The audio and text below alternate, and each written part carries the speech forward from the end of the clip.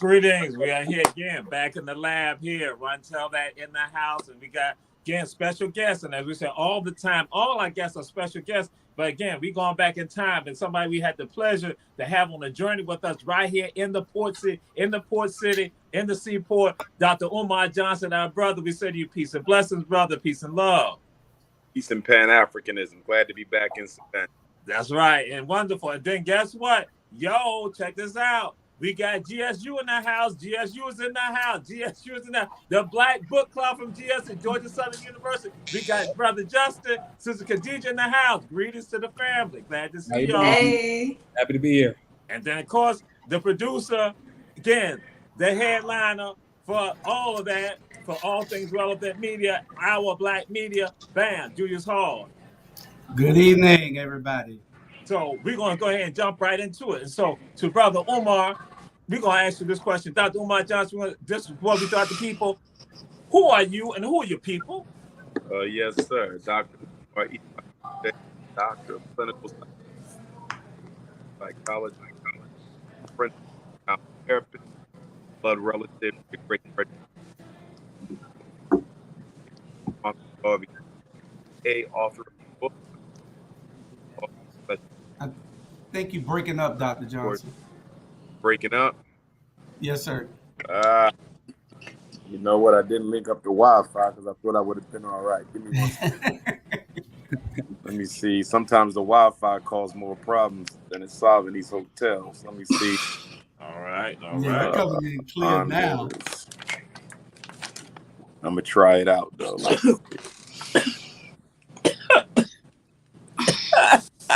Okay, log in.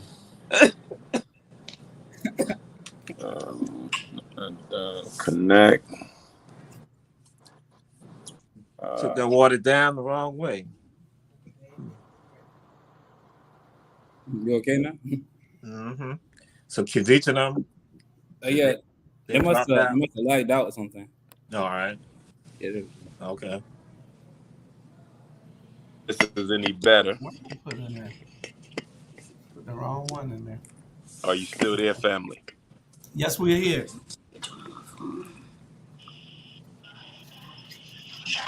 Julia, can you hear me? Okay. Yes.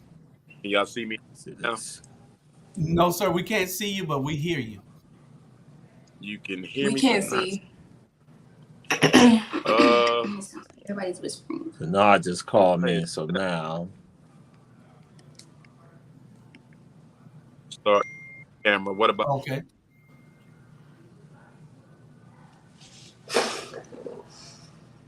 See me now? Yes, sir. All right. But as I was saying, doctor of psychology, author of a couple books, currently working on the Frederick Douglass Marcus Garvey Academy up in Wilmington, Delaware, which we hope to be ready by this coming summer. And we want to thank all of you. Is it frozen now? Yeah. Can y'all see and hear me?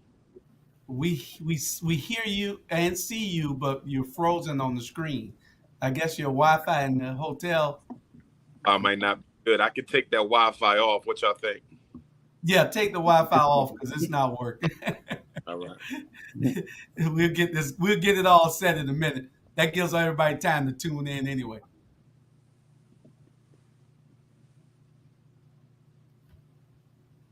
Is it frozen? He's taking the Wi-Fi off. Let me do this myself.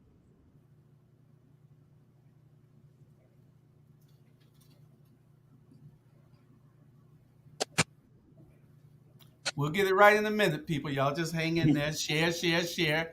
What we got to talk about today is going to be straight fire. You know. How we doing now, family? You sound better. Yeah, sound better. Right. Dr. Torre will be back in a second. Go ahead and you can start over. Oh, sure. Doctor of Clinical Psychology, certified school psychologist. I do most of my work in the community. Certified school psychologist, former principal, author of Psychoacademic Holocaust, as well as a new book that'll be with me tomorrow at the Arts Center, and that's Black Parent Advocate: The Art of War for Public and Charter Schools. Pan-Africanist, the Garveyite, former Minister of Education of Marcus Garvey's UNIA-ACL, the largest Black organization in modern history that gave us the red, black, and green flag that everyone knows about. And I'm just happy to be back in Savannah to raise the consciousness and educate the parents. And that's exactly what we want to get into, Doc. Why are you in Savannah? Why are you here, brother? Well, outside of the major cities, I don't frequent many of the non-major towns around the country. Not because I don't want to, just that the big cities, I always get requests to come speak in the big cities. I don't get many requests to speak in the smaller cities. And so I try to make it my business to visit as many of the quote unquote non-market cities as I possibly can. Now, Savannah has all the history as it relates to Georgia, but of course, Atlanta gets all the attention. So I'm always, in Atlanta. This is only my second visit to Savannah, which, kind of, it just don't sound right. But glad. And hopefully this won't be my last. Won't be another 6 years before I return. Absolutely, because when you came before, the people were motivated, the people were enthusiastic, because again, this is what they've been seeking. And so, with regards to that, what are the things that motivate you, inspire you to do the work that you're doing? Well, in the third grade, living in North Carolina, I decided I wanted to be a psychologist. In the fourth and fifth grade, I had Black history class back home in North Philadelphia. In the sixth grade, I learned that I was related to Frederick Douglass. So I guess it's safe to say that before I left elementary school, my life path was already set for me. Wow. Yes, sir. Yes, sir. Yes, sir. And so, go ahead. You added some more? I was just saying, wow. Frederick Douglass is relative to Frederick Douglass. Amazing. But again, I'm kinsman Frederick Douglass and my 4 times great grandfather, Stephen Henry Bailey, they grew up together. They spent their childhood on Tuckahoe Creek. If you read any of Frederick's autobiographies, he talks about cousin Stephen. Well, cousin Stephen is Stephen Henry Bailey, a Civil War veteran, and my 4 times great grandfather. Okay. Awesome. Awesome. Go ahead, Dr. Torrey. All right. And then with regard to something I threw out the folks that why it's important for us to have an African, say, framework, an African foundation. Because your culture is your immune system. Your culture is your political immune system. It is your social immune system. It is your spiritual immune system. It is your psychological immune system. Without culture, how do you make sense of the world? Without culture, how do you live? How do you survive? How do you organize? How do you exist? You cannot survive without an immune system. So I would say politically, economically, socially, spiritually, intellectually, you can't survive without culture as well. Those who don't have culture are doomed to imitate someone else's. And that's a good segue to this one right here. I'm going to ask this question of what is mental captivity and how does that impact African people, Black and brown people?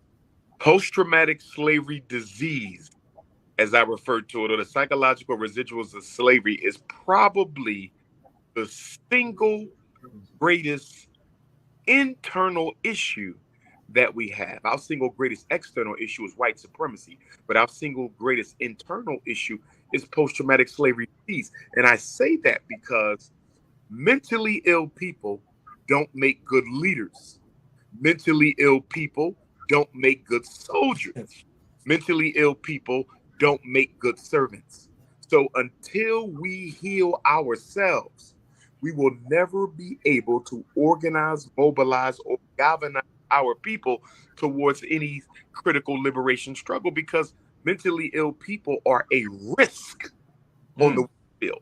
You don't know how they're going to act. You don't know when they're going to self-destruct. You don't know against their own best interest.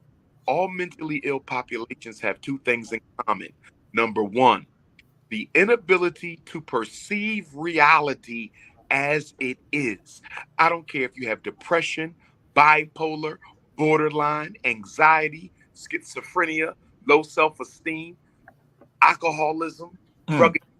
All mentally ill people have trouble understanding reality as it is. You can come up to somebody who smokes 50 blunts a day and they'll tell you not addicted. You could go to a person who is drinking 100 cans of beer a day. He'll tell you he's not an alcoholic. Why? Because he can't perceive his reality accurately. And attached to that is the other issue all mentally ill people have. In addition to not being able to perceive their reality accurately, they are also in denial of their problem. This is a very big issue with us because Africans in America, we don't like to admit we as white people. We don't like to admit we are afraid of white people. We don't admit we are psychologically enslaved. We don't like to admit we are addicted to the of European civilization. How do you, if you don't admit that problem exists? And that is why as a race have not made much progress since Dr. King's assassination, because we don't even want to admit we're doing bad. So how can you do better? So, yes. So Doc, how about the educational systems here? Is it harmful to our kids, or do you see it where it's helping our kids, or do we need to separate and teach our own? The public education system of America, which I refer to as the miseducation machine, in my opinion, it is a form of academic and psychological terrorism. That's what's going on in those schools. They are academically and terrorizing our children. They are creating zombies who are loyal to the implementation and perpetuation of the European social order. There is nothing more symptomatic of Black people's denial and self-hate than the fact that we are a $1.7 trillion people. Let's round that off. We are okay. Yes, sir. We're the richest group of Africans in the world, 10th richest economy on the planet, and we still send our children to our oppressors to be educated. Wow. And we trust them with regards to that. And don't see anything wrong with it. And we are in such denial that when you talk about how destructive and abusive and oppressive the American public, private, charter, parochial, independent school movement is, Negroes will point out a couple of success stories. They will show you the one kid who got a full scholarship. They'll show you the other kid who's at IT. They'll show you another kid who became a doctor, another kid who became an engineer. And all that is good. We're proud of those young people who survived despite the odds. But let us be clear. Every Black child in Savannah, Georgia should not be expected to overcome odds in order to be successful. White children are not expected. Jewish children are not expected to overcome odds. Only the Black child, because kids in her community don't love them enough to build their own schools for them. They're expected to deal with racism and still succeed academically. No child should be in a position, should be put in a position like that. Yes, indeed. Yes, indeed. Glad to see you, Sister Sonia. Glad to see you, Reverend Betty Jones. Glad to see you all here. And also now throw out this to you, Doc. What are the ways that we can gain independence and have solutions with regards to this trauma that our people are doing in the educational system? What are solutions that you see for us to gain that independence? Okay, now, Band-Aids and solutions are totally different. A solution is a remedy. Yes. Will eliminate the problem forever. Okay. Is independent schools. There's no other solution except independent schools, period. Now, community control of the schools is a longer term Band-Aid, but it's still not a solution. Only if you control it can you determine the destiny of it. If you don't control the institution, you cannot determine the destiny of it. So the solution is independent schools. But in the meantime, until we have those independent schools, we have to fight like hell to protect our children in these public schools. And that begins educating the parents about their rights. My work as a school psychologist is to make sure parents understand what they can do and what they can't do. And one of the things I'm going to stress tomorrow night at the Cultural Art Center is how much parents need to stop being complicit in the special education hustle and the ADHD racket against our children. Black parents are voluntarily sentencing their children to special ed, voluntarily looking for ADHD evaluations, voluntarily seeking out medication because they don't understand that these things are detrimental to their child's long-term academic success because schools are misrepresenting special ed like a solution, misrepresenting Ritalin, Adderall, Concerta, Cyclic as solutions. Those are not solutions. They will cause more problems than they solve. Okay. And again, this is Run Tell That with brother Dr. Umar Johnson, along with the Black Book Club at Georgia Southern University and also Julius Hall. And we're going to just finish up a certain round, and then we're going to just open it up. We're going to flow with this conversation. But Doc, I ask this question of you also. How do we achieve liberation? How do you assess, how do we achieve liberation? What's the methodologies we need to get to liberation? Well, first, we have to make sure everyone's definition of the goal is similar. Because for me, liberation is complete independence for African people in every major sphere of human endeavor. That's medically, hospitals, academically, we need our own schools. Economically, we need our own banks that serve the community. So when we talk, in terms of diet and nutrition, we need our own supermarkets and fresh food stores for the community. So for me, liberation is independence. But for a lot of Black people, liberation is acceptance.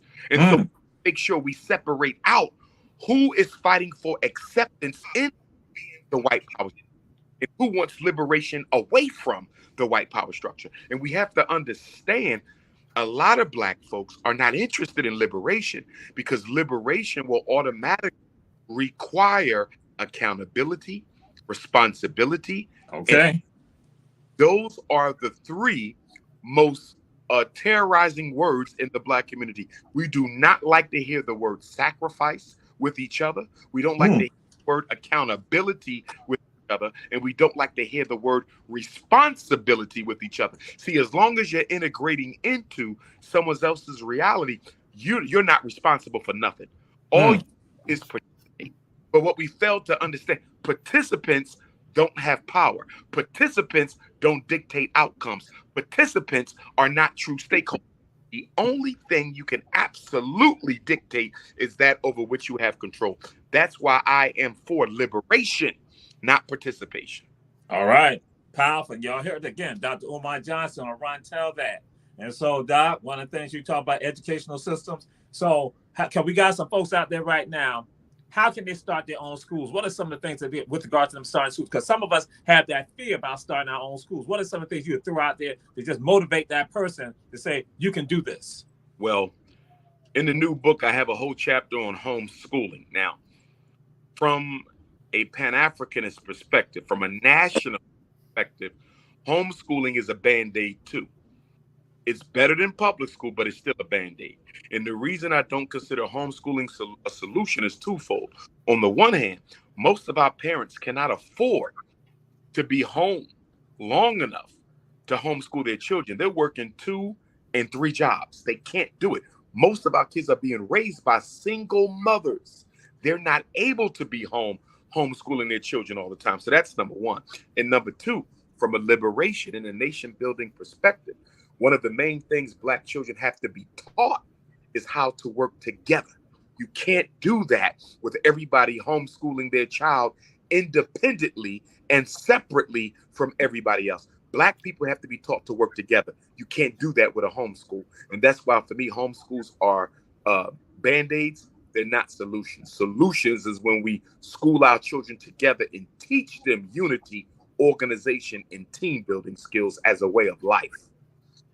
All right, powerful. Yes, indeed. So, Sister Khadija, we'll throw out there. You got any questions for Dr. Umar Johnson?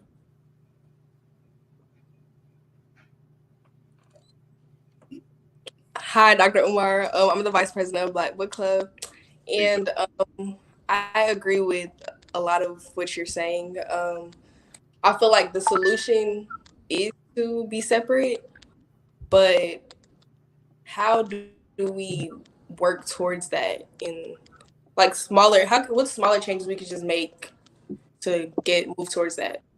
Okay. Remember, your goal must always be progressive and not reactive. Mm-hmm. So the goal cannot be separation, because separation is reactive. We don't need to be proactive. So we say the goal is because we are already separated in the ghetto. We are already separated economically. They have the wealth, they have nothing. We're already separated politically. They make the do is accept those decisions. So Black people are already separate. The problem is we don't have an independent structure. We don't have an independent reality. So the goal is not, you're already separate. The goal is independence. His hospital, his bank, his school, his job. We need independence. Okay. Right. Brother Justin, anything you want to share? Any thoughts with regard to Dr. Umar? You mentioned before you spoke about the education system and how we need to educate our own. So I'll just ask, like, what book would you recommend to anybody who looking to like learn more about the history themselves? Like, I know me personally, when I really started doing like a deep dive into history, well, I've always been interested in history, but then more so like around like the political side of things. The first book I read was The Miseducation of the Negro, and then I read Kwame Ture's his biography, Ready for Revolution. So those are just like some books I recommend. So what books would you like recommend, or texts would you recommend anybody looking to learn more and expand their own mind? Well, Miseducation of the Negro by Dr. Carter G. Woodson, I think, is one of the greatest books ever written on the mental condition and the educational condition of Black people. Although he was an educator, not a psychologist, that was profoundly a psychological treatise. After that, I recommend authors more so than books, because most of the authors I recommend have written multiple books. Dr. Amos Wilson would be someone I would turn you on to. He was a fellow Garveyite psychologist like myself. I think he was the most relevant scholar of the second half of the 20th century. He has videos on YouTube, but you also want to get his books. He's written plenty of books, at least. So Dr. Amos Wilson is definitely someone you want to go to. Obviously, the Honorable Marcus Garvey. You want to read Philosophy and Opinions of Marcus Garvey, Volume 1, Volume 2, Volume 3. You also want to read Garvey and Garveyism by Queen Mother Amy Jakes Garvey, so you can understand how the Garvey movement was the original mass movement of Black people in this country. Every movement after Garvey borrowed extensively from Garvey, but most of the subsequent movements took our people away from African consciousness and gave them a religion. Okay, so you want to study Garvey and Garveyism. You also want to read Race First by Tony Martin of the organizational and ideological struggles of Marcus Garvey in the UNIA. So you want your Garvey, you want your Dr. Amos Wilson, you also want your Dr. Claude Anderson, who's still living and breathing with us in the flesh. Read his Powernomics, read his Black Labor, White Wealth. You also want to read his Dirty Little Secrets books as well. So those are the folks I would turn you on to. Claude Anderson is Garveyite per se, but his philosophy and his approach is very much in keeping with that of Marcus Messiah Garvey. All right. Great, Doc. Great. So, Brother Julius Hall, what do you have for Doc Umar Johnson? Well, I got a litany of questions, and that's We go one question at a time right now. We ain't got who's going on. Dr. Johnson. I got you all the time. Oh my God. Dr. Johnson, I often tell our people, because it's frustrating, it's really frustrating to see us in the condition that we're in. And I often tell us, the people that I talk to, and on this platform, we have about 38,000 people watch us a month. And one of my biggest things is that our weakness is our division, and our strength can only be our unity. And I'm a realist. How long do you think it's going to take for us to come together and unify to understand the power that we possess? One of the things that makes it so difficult, one of the factors that makes it so difficult for us to unify and mobilize, is we have trouble developing a sense of urgency. One of the things about us, we never develop a sense of urgency. And one of the reasons why we don't develop a sense of urgency is Black religion has given most of our people a false sense of security of what I call the spiritual insurance card. Every religion gives their followers a spiritual insurance card that says you don't have to do anything. You don't have to fight for nothing. You ain't got to struggle. You ain't got to do none of that Garvey stuff, that Black nationalism. You don't have to do none of that, because Jesus will come and fix it all. Muhammad will come and fix it all. And so we can never develop a sense of urgency, because buried deep within the subconscious of American African people is this belief that God is going to fix all of our problems for us. And as long as we have that conditioning within us that is a carryover from slavery, we'll never get our people to a point where they're ready to act now. Wow. All right. Yes, indeed. So Dr. Johnson, why are you here, brother? Why are you in Savannah? What brings you to Savannah? To motivate, to educate, to organize. To educate, to motivate is primarily that. I like to inspire. I'm told that I'm very inspirational, so I like to inspire people. When I travel the country, people stop me and they say, hey, you're the reason I started my business. You're the reason I went back to school. You're the reason I got married. I hear these stories all day long. And so even though the information, is what I thought was what people loved so much from Dr. Umar, but it appears to be the inspiration as much as the information. But make no doubt about it, my crusade is to crush the psychoacademic Holocaust, which is what I consider a 6-stage cycle that America has created to destroy every Black male in this country. And those 6 stages of the psychoacademic Holocaust are miseducation, special education, psychiatric medication, juvenile incarceration, psychological frustration, and number 6, premature extermination, whether that be black on black crime or police on black crime.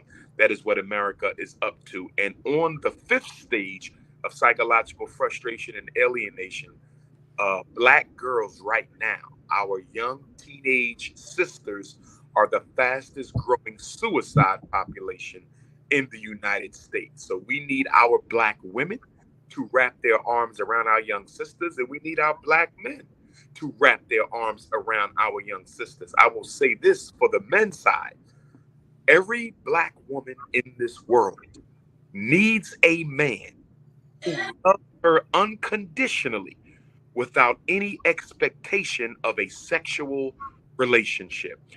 Usually, you'll have that with your father. Usually, you'll have that with your grandfather. Usually, you'll have that with your uncles, or you'll have that with your brothers or your cousins. But for a lot of our young women, they might not have their father. They might not have their uncles or their grandfather, their brothers or their cousins. So the men in the community have to step into those positions and show our young women that we can love you and be emotionally intimate with you as a support without any expectation of any sort of sexual favors in return. That's why so many of our young women are so isolated. They need masculine validation, but they can't get it because so many brothers don't have their lower chakras in check, that they can't provide our daughters with the support that they need without any type of a sexual expectation. And that's absolutely being holistic. Again, people not understanding. And so, Doc, you're going to be speaking tomorrow in Savannah. And where will you be speaking? What's the time? So people out there who are listening, looking at the show right now, will be looking out tomorrow. Also, where can they come to check you out? Everyone who's watching, we are inviting you to the Cultural Arts Center, downtown Savannah, Montgomery Street, tomorrow, Wednesday, February the 23rd. Doors will open up at 4 p.m. I will speak from 5 until 7, and I will sign books from 7 until 10. I hope everyone can make the lecture, but if you can't, you can still stop by from 7 to 10 after the lecture to get your book, have a quick, brief conversation with Dr. Umar. It is free. It doesn't cost you anything. You don't have to register. All you have to do is show up. We want the parents, we want the elders, we want the activists, we want the politicians, we want the corner boys, we want the criminals, we want the children, we want everybody. This is a conversation for the entire black community of Savannah, Georgia, and it's going down tomorrow on my second visit here to Savannah and my first since 2016. And for the religious people out there, this is almost like, again, like your Jesus moment, like how you said Jesus going to the valleys, go where everybody else are on the streets. So now what's happening, we now got the brothers saying, we want all y'all to come out and check it out. Check it out. Because now the Black Book Club will have their own event going on tomorrow. But check this out. The rest of you can come and check Dr. Umar out on tomorrow. And so that's what we want to segue into this. What is your new book about? Black Parent Advocate is a resource guide that's the part 1 is a that I've written to help respond to schools who make demands on parents that they don't agree with. So if they want your child in special ed, you don't agree, how should you respond? I give you the exact letter. All you have to do is produce it and change the name. If the school says we want your child on medication, you don't want them on medication, I give you the exact letter to submit to the school. If your child was evaluated and you don't agree with the evaluation, you have a federal right to an independent evaluation. I give you the exact letter. So the first part of the book is nothing but solutions, nothing but how to respond. Because most of my work as an advocate and a school psychologist is coaching parents in responding, how to write your letter, what should be in your letter, what law should you quote in your letter, take the emotion out of your letter. And so the first half of the book is giving parents all the letters they need to deal effectively with the school. And the second half of the book is teaching parents how to understand the documentation that they get from the school. I go through the IEP with them. I go through the psychological evaluation with them. I go through the behavior intervention plan with them. I go through the academic intervention plan with them. I talk about how to deal with behavior without medicine, another chapter on homeschooling. And there's also another chapter on how to conduct yourself at a school meeting. Because in my experience, Black parents don't know how to conduct themselves at these meetings. They're either too disconnected, too emotional and aggressive. You need to be balanced and you need to focus on what's going on in that meeting. So, for example, I tell Black parents in my book, like I'm going to tell them tomorrow on the microphone, you should never go to a school meeting for which you don't know the reason why you're coming. You don't ever go up to the school without having first found out what I'm coming in there for. And if the school tells you, you'll find out when you get here. You tell them, I will find out right now, or I will never. You're going to tell me right now what I'm coming to talk about, because they like to catch you off All guard. right. Schools deliberately want to catch Black parents off guard so they can force your hand to fulfill their agenda. Oh yes, and that's it. And see, Doc, now I'm going to share this with you. I'm scared, Doc. I'm scared. These people right here, they're smarter than me. They make more money than me. Like I only got an 8th grade education. I dropped out of school. So You know what I say to that? This is what I say to parents all the time. I am an expert school psychologist. I think I'm the greatest school psychologist that ever walked America. When I evaluate your child, I might spend a week evaluating your child. But guess what? With all my degrees and all my, you are the only person in that room who is an expert on your child. It doesn't matter how many degrees you got. It doesn't matter if you dropped out in 9th grade or 5th grade. Nobody knows your baby better than you. And if it don't sound right, if it don't feel right, then it ain't right. One of the biggest things I have to teach Black parents is assertiveness training. You have to be assertive when you're dealing with the power structure, because if you are not assertive, if you are not protective of your children, they will take advantage of you. okay. So, Brother Julius Hall, we're going to actually do this. Put in the address, put it across the screen also, the banner. So, because Reverend Betty Jones need to know the address. It's a cultural center, the one that they built that nobody really goes to. But that's another story. City of Savannah builds a cultural center, but nobody goes to that cultural center right there across from the Civic Center. Reverend Betty Jones, you know the place, but guess what? It's across from the Civic Center. Nobody goes to it. And that's your money that's been spent. But anyway, we're going to move on. Julius Hall, also, go ahead, throw out the question again. What are your thoughts for Dr. Umar? Well, Dr. Umar, like I said, I don't think you have enough time to answer all my questions, because I'm one of them brothers that I heard you briefly, but I was in a bunch of meetings tonight. I heard you briefly on Alicia's show earlier because she's a part of our network here. And I heard pieces of it because I was in, we have a lot of turmoil up here in the city right outside of Savannah called Pope Wentworth. But anyway, I am one of those people that stays on the church. I stay on the church's butt because I believe that they have an obligation to uplift the people. I believe that these pastors and these churches, especially these mega churches, have an obligation to try to do as much in the community as they can to bring us up instead of keep holding us down. I believe that they are part of the problem. What is your thoughts on the church and their responsibility and obligation?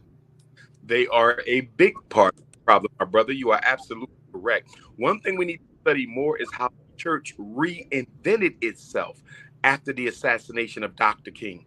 After the assassination of Dr. King, the Black church ran as far away from political agitation as they possibly could, and they reinvented themselves instruments of accommodation and instruments of agitation. The church is no longer an adjutant. The church is no longer an irritant to the white power structure. Instead, the church is now an accomplice to the white power structure. And I think some of this credit has to go to former President George W. Bush, the son, who actually made it possible for Black churches to qualify for federal funding. Because once they started giving out them shut up dollars out of Washington, D.C., you haven't found a Black church in this country, I mean nowhere, who has been on the front line of struggle tackling some of America's major issues. Every time I speak in a city, I always ask the question. I just spoke in Jackson, Mississippi. I just spoke in Shreveport, Louisiana. I just spoke in DeSoto, Texas. I said, can you name me a church in your that is at the front of the fight, not the back, not the middle, but at the front of the fight for miseducation, mass incarceration, gentrification, police genocide, access to wealth?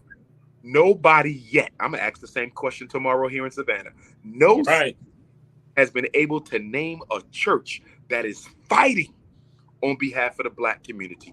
They are only interested in two things: money and getting you ready to die so you can go to heaven. If it ain't about money, and if it ain't about preparing you for heaven, then they're not interested in that. That's a shame, and I'm going to tell you why.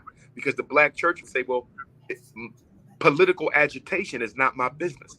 Well, you lie, because the whole history of the Black church from 1619 until April 4th, 1968 was political agitation. We got our jobs through the church. We got civil rights through the church. We fought the Ku Klux Klan through the church. We got buried through the church. The Black church was the one-stop shop for all things African. And now it is only the one-stop shop to get ready to die and to give up your money. The Black church takes things from Black people that we cannot afford to waste. One is money. Two is time.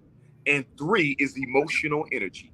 The Black church drains you of your money, it drains you of your time, and it drains you of your emotional energy that could be better spent on real, tangible struggles and solutions. The Black church is the biggest economic exploiter and thief in the Black community. Wow.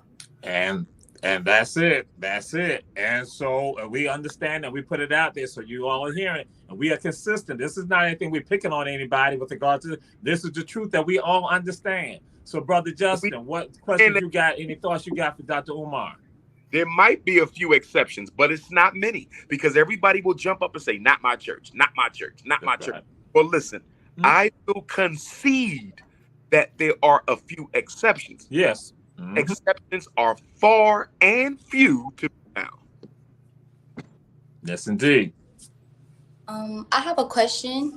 I'm Kalia. I am PR of Black Book Club. And why is it that as Black people, we always feel like we need like some type of savior to come in and like help us or like guide us? Like, why don't we just have the urge to want to do those things? Like, why are we always looking up to someone to? Great question, Princess. And I also want to say, I at Georgia Southern before. About 10 years ago, now that I think about it, I was there. You guys weren't there yet. But you plan to be back? Whenever y'all ready to have me back, I'll be looking forward to coming. But let me say this, Princess, to answer your question. I was looking for saviors. For one, we're too lazy to organize. People would rather have a savior that they can blame all their problems on than become a part of the solution themselves. Black folks don't want to hear nothing about no organization. Soon when you start talking about organizing for change, they want to run somewhere else. So that's number one. It's the best way to evade accountability is to have a savior. Number two, church, religion has conditioned us to believe change only come through a Messiah. So we approach our political problems the same way we approach our religious problems. So if you Christian, you waiting for Jesus. If you Hebrew, Moses. If you're a Muslim, it's Muhammad. It's always an individual sent from God to deliver his people from evil. The problem with that narrative is it's not relevant in the modern world. The world you live in is ran by groups of people, not individuals. The white power structure is a system. And if we are ever going to take it down, we must systemically organize ourselves. I do not endorse a single Negro at the top, because all it does is breed narcissism. Nearly every national leader we have in the country today is a cold-blooded narcissist who's not only ineffective, but they don't even want to be replaced. And they fail to recognize that the group knows more without them, and the group would probably be better off without them. The HNIC syndrome is one of the biggest problems in Black America. too many Negroes at the top who think they have a right to dictate policy for the race, and not one of them is willing to go to jail or take a bullet for anybody else in the community. That's it. And again, that's it. And so, Brother Justin, any thoughts, any comments you have with Dr. Umar? All right, so earlier when you spoke out of church, like how like in the past, I believe like religions were like really used, like a lot of resistance movements, both on the continent of Africa and South America, so on. They were based around religion. Like they used the religion, like with the Haitian Revolution, they used the natural spiritual religions to really boost them. How do I say this? Basically, what I'm saying is the backbone to a lot of resistance movements were religion. So how do you think that we can sort of meet them, like bring them there to get like, so you speak like the religious leaders about the black church. Mm-hmm. So how do you think that we can get that, basically get back to that, like bringing that back into the community, like bring it back with the people, really bolster the religion movement? Yes, sir. Great point, young brother. Number one, you are correct. Most of our movements in the past grew out of the church and they were led by religious leaders. Mm-hmm. I would say, though, I would dare say that the time has come for that to end. Mm. Going forward, our leadership needs to be secular, not religious. And I'm going to tell you why. Black people, since that time, have adopted so many different spiritual creeds, so many different religious doctrines, that if you try to organize us under a single religion, it will not work. Religion today is more of division than it is a tool of unity. The reason the most honorable Marcus Garvey was able to organize Black people better than any other leader in modern history is because the Garvey movement was a movement for African people that did not have a religion. People tried to get Mr. Garvey to turn the UNIA into a church. They tried to get him to turn it into a mosque. They tried to get him to turn it into a temple, and he refused to do it. He said, this is a movement for African people. If you want to pray to Jesus, go to church. You want to deal with Muhammad, you go to the mosque. But when you come here, we are dealing with one thing and one thing only, and that is African liberation. I believe going forward, leadership needs to be secular. It needs to be non-religious. It's okay if they have a religion, but you should not build the movement on religion for 2 reasons. Number one, religion ain't got anything to do with black oppression. White supremacy has nothing to do with what religion you belong to. So why introduce a variable of division that has nothing to do with our solution? That's number one. Number two, we are too religiously diverse to try to force everybody into a movement that has one religion on the top. And number three, and this is probably the biggest reason, young people don't have a history of holding religious leadership accountable.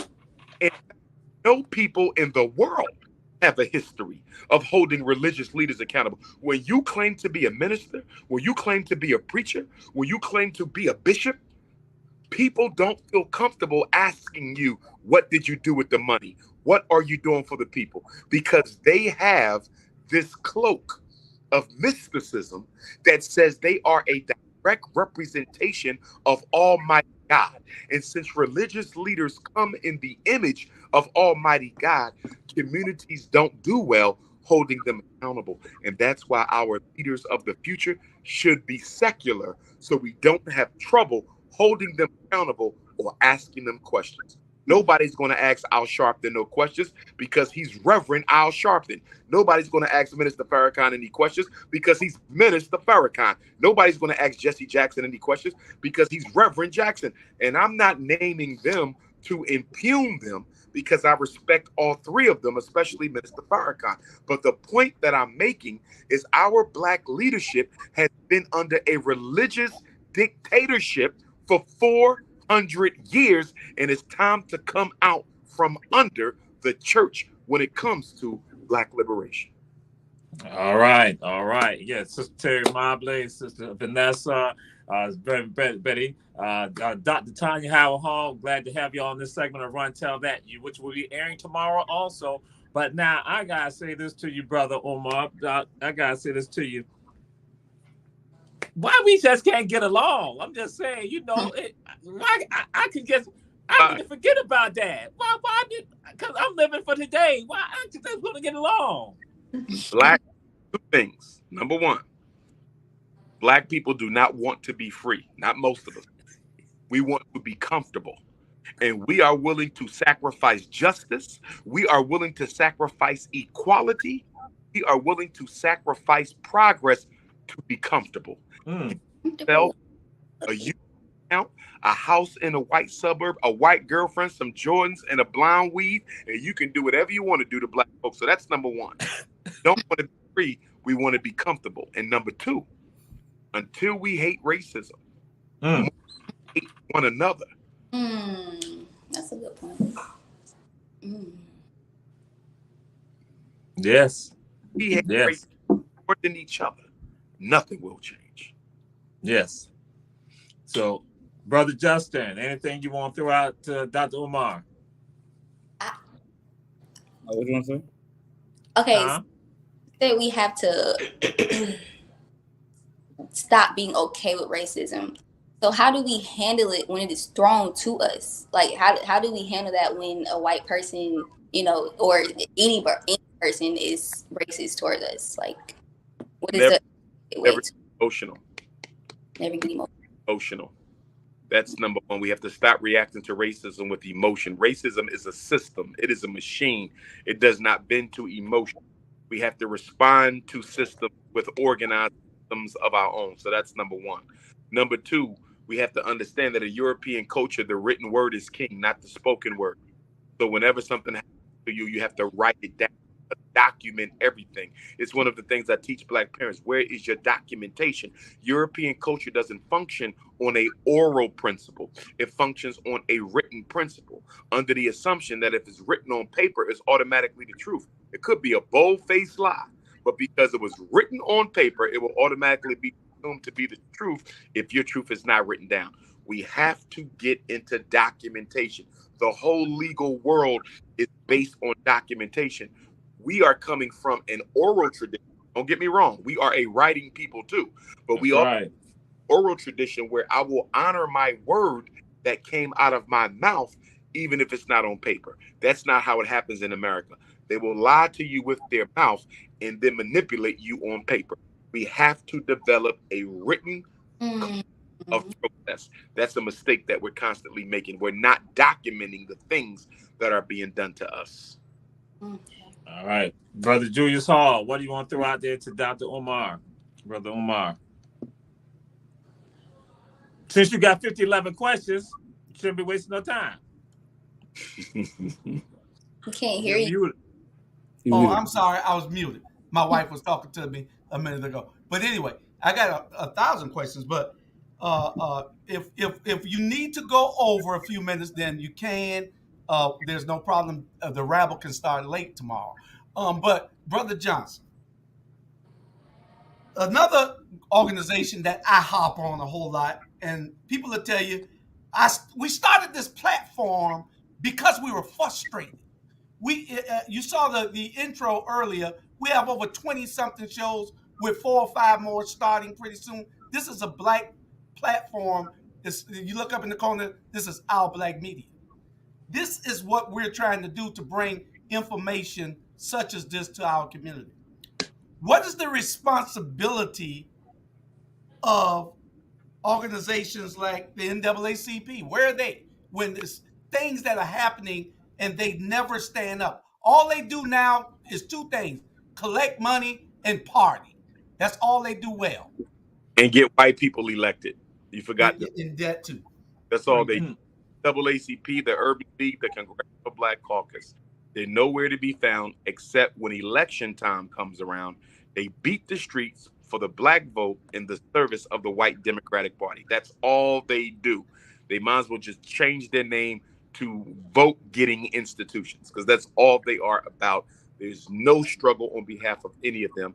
But we must be honest. NAACP, founded by Europeans. Urban League, founded by Europeans. And they are both heavily financed by Europeans. The hand that pays is the hand that rules. All right. Why you hate black people, brother Omar? Why you say that about the NAACP? You can't say that about the NAACP. You gonna talk about the church, the NAACP. You gonna talk about SCLC. You gonna talk about National Urban League. Oh my God! I tell you like this: no people can be healthy when their institutions are sick. No people can be healthy All right. when their institutions are sick. We will only be as healthy as our institutions are progressive. Show me a dysfunctional people, and I show you a bunch of disorganized.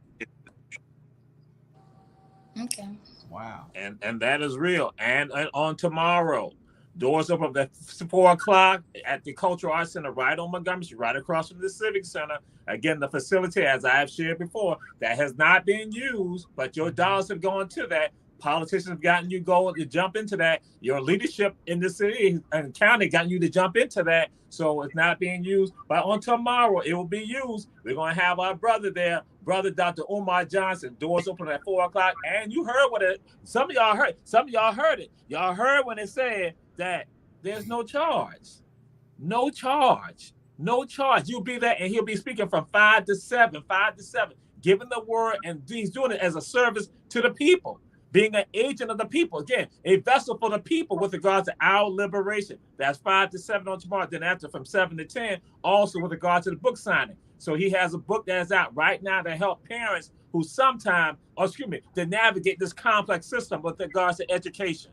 And so that's why I'll throw out to you, my brother, how can education be a tool of liberation for us?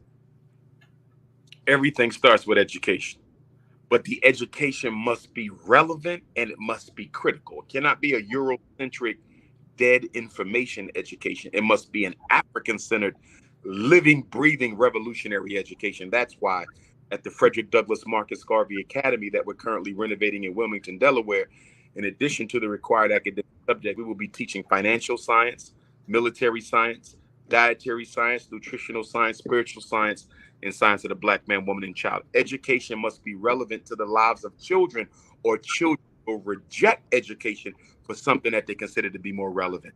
Education has to be made relevant for our children. They are dumbing them down in these schools, and our children are responding by dropping out of the schools. I would never condone dropping out, but I understand that when a child can tell that this education is not preparing me for the real world, how can they stay? Most teachers are white women. You're expecting a black boy to accept emotional, psychological ridicule from somebody who does not care about them and has no natural stake in their future success. It is academic terrorism. Wow. Dr. Torre, Dr. Howard Hall said you didn't ask her question. All right, that's what I was about to get to that. Dr. Tanya Howard Hall is one of our great board of education representatives right here, a sister that's progressive, and I had saw it. Break down CRT, I had saw that. If you give me a chance, but y'all don't want to give me a chance. Y'all treat me almost like the little brother of the ATR shows. But again, so my brother, can you talk about CRT? What is that really about? What is that?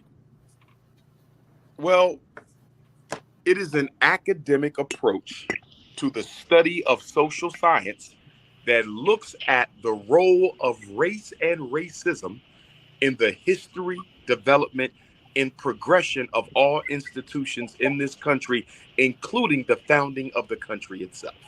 It posits that the enslavement of African people and the dehumanization of African people and the marginalization of black people to this very day plays a central driving role in the evolution of justice, the evolution of the economy, the evolution of education, the evolution of real estate.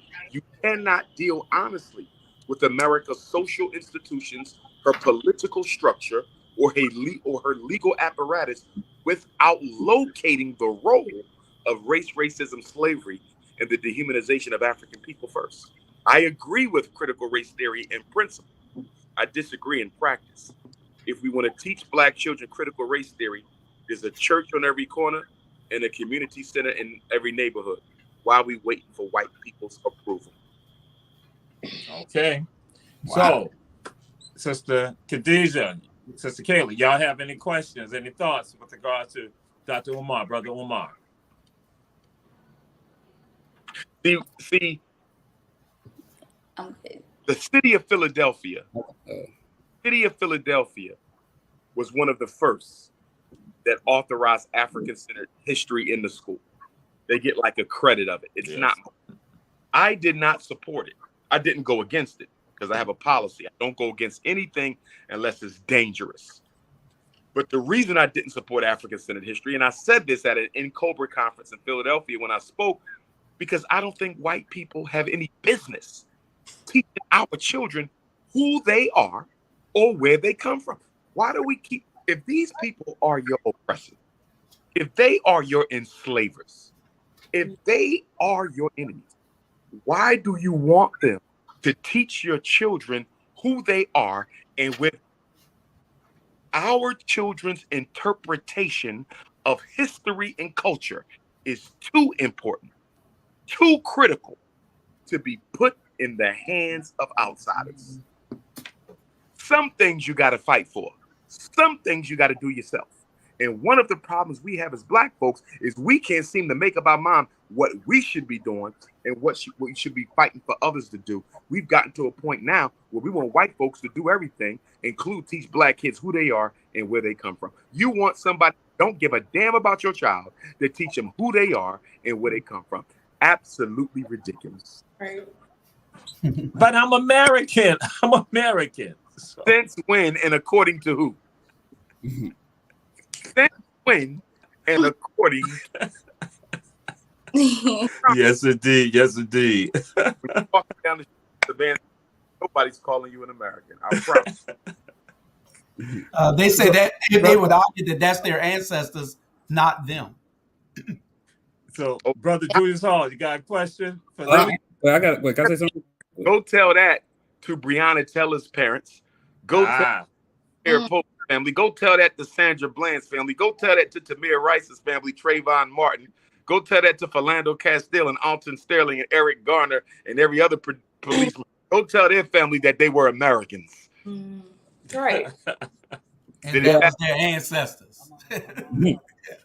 Well, no, so my question would be, I believe now, like in this time we are in, I feel like there's like a lack of like connection with the continent, like compared to past times. Like, you know, when Mandela got out of prison and he went through Harlem, it was like a big parade. You know, it was a big parade. You know, everybody out there, you know, of all alike. You know, back in the '60s when Malcolm X was, excuse me, when Fidel Castro came to Harlem and then he spoke. It was a big parade. It was a big thing. So, how do you think like we can build those connections again to really bolster the like solidarity? Well, we have to put African consciousness back into the minds of our children, and that begins at birth. Okay, our children are victimized by menticide from the day that they're born. When they come home from the hospital, we have white cartoons in a child's room, white cartoons, and then we put on the TV. Then we introduce them to white books, and then we Sunday school, and they get a white Jesus. So before the Black child even gets to kindergarten, his brain has already been whitewashed. So first of all, Black people have to embrace African consciousness, and they have to embrace the divinity of Blackness. As the late, great Dr. Khalid Abdul Muhammad said, he said, Blackness is consciousness, culture, and a connection to the great creator. That's right. The cosmic connection. That's it. Our Blackness. That's one of our biggest problems. We have become so colorblind that we can't even see our own pain. Even I can admit and what is interesting today in my very class, the African diaspora class, the one thing I talked about with folks, I talk being comfortable in the skin that you're in. And I discussed how if I wear, say, a booba, I wear something that's African, and I'm on the campus of Georgia Southern, I said that Black folks would not even look at me. They'll avert their eyes away from me. And then some people thought that I'm talking about because I want people to look at me. I'm like, it's not about people looking at me. It's about the fact that you can't, even something that's tied to Africa, you won't even look, you'll walk past me. I said, with Caucasians, I understand that. But I'm saying with you, normally, but I say if I got a baseball cap on my head, then you will look at me. I said, you're not comfortable in the skin that you're in. I said, oh, I said, the other thing too, if you see me with some, you find out my name is not Billy Smith, but it is Muhammad Shabazz, then it's like, you got an issue with that right there too. So I'm like saying, hold up, wait a minute. You're not comfortable in the skin that you're in. And that's what we got to battle. And that is right there. And so folks try to get mad. And I'm going to say this. Folks on the Statesboro campus in particular got upset that I'm saying it because they wasn't feeling. Other people said, one sister said, yo, what you're saying, that some black folks are anti-black. And I'm like, yo. Most Honorable Marcus Garvey said we had more color prejudice inside the African race than we've ever had directed at the African race. I would even add to that, that when it comes to white people, black people are totally inclusive and obedient. But when it comes to black people, we are all about alienation and anarchy. When we preach integration, we're only talking about non-Africans because we do not try to integrate with each other. We talk about black, white people who move off the block. When the black family move on the block, they say white people move off the block. But guess what? You got Negroes who do the same thing. When the second black family move on the block, they move off the block. Our self-hatred. We got critical race theory. We need critical self-hatred theory because all problems in Black America stem from the fact that we don't want to be by each other or with each other. All right. Yes, indeed. Yes, indeed. So I'm going back around. So I've been trying to go around to everybody, give everybody a fair shot. So Sister Khadija, Sister Kate, y'all got any questions, any thoughts? Brother Umar? I feel like a lot of black people feel like they need that leg up from white people. They try to keep around white people because you never know what opportunity they can help you with. I just wanted to know your stance on that. Well, I'm a nationalist. I'm not an integrationist. Black people who think that they can work along with Europeans don't understand racism. They don't understand how white privilege operates. And they clearly don't understand how we've been manipulated historically by white folks to think that they care about us. We care about ourselves. So for a lot of those people, unfortunately, they're going to have to learn through experience that there is no progress through integration. There's no white person who has ever fought to eliminate white privilege, and there never will be. But black folks, again, coming from religious colorblindism, multiculturalism, and low racial self-esteem, we think the only way forward is through white inclusion. Right. Mm-hmm. The only group who believes that. The Mexicans build by themselves. Arabs, Native Americans, everybody's building alone. Black people need white people. That is a psychological handicap that we can owe to slavery. Okay. And one last question. You can't be like Julius Hall trying to hog up. I'm trying to be fair. wait. I'm trying to be fair. I'm trying to be fair. You just want to hog up the question. I'm trying to do a circuit. That's why I do a circuit, so everybody get a fair opportunity. I just wanted to know about the N-word. And is that oppression with us, or is that just something that we are using to still oppress us? Say that again, Princess. The N-word, is the N-word really oppressive, or are we using it to still be oppressed by it? It's both. First of all, we are the only race in the history of human civilization to fight for the right to refer to each other with a word that has been historically used to denigrate and dehumanize us as a people. No other people in the history of the world have fought to use such a disrespectful, disgraceful, derogatory term to refer to each other. We have taken it and made it a term of endearment for one another. It is an absolute disgrace that we have done that. And then when white people use it, we come to their defense and for their right to use it. Now, the question I ask when people say it's okay to use the word, what is the image that word conjures up in the mind of anyone who uses it. Do you think of a doctor? Do you think of a lawyer? Do you think of a husband? Do you think of a wife? Do you think of a leader? No positive image is conjured by the use of the N word. That word still means exactly what it used to mean. The only difference is Negroes are now comfortable with it. That's the only difference. Okay. Okay. And it's psychological. So, Brother Julius Hall, you got anything? No, I just want to make sure that everybody know that they need to come buy this book tomorrow. They need to come hear this lecture tomorrow. They need to support this brother because he's speaking truth. He's an advocate for the people. And brother, I've been following you for a while, and we hope you nothing but the best. Because if I had 10 of you here in Savannah, then I could change things. But right now, we're trying to build up to that, and we just hope you return and grace us with your presence some more. And actually, that is Julius Hall's slick way of saying, Jamal, your show needs to be getting off right now. So that's a slick way. But just I'm gonna let you throw a question in there before we decide, because that's his slick way of saying, Jamal, your time is up right now. You ain't like the other ATR shows. Run tell that you're gonna have to run on off there. Go ahead, Justin. All right, so we spoke about the education system and all.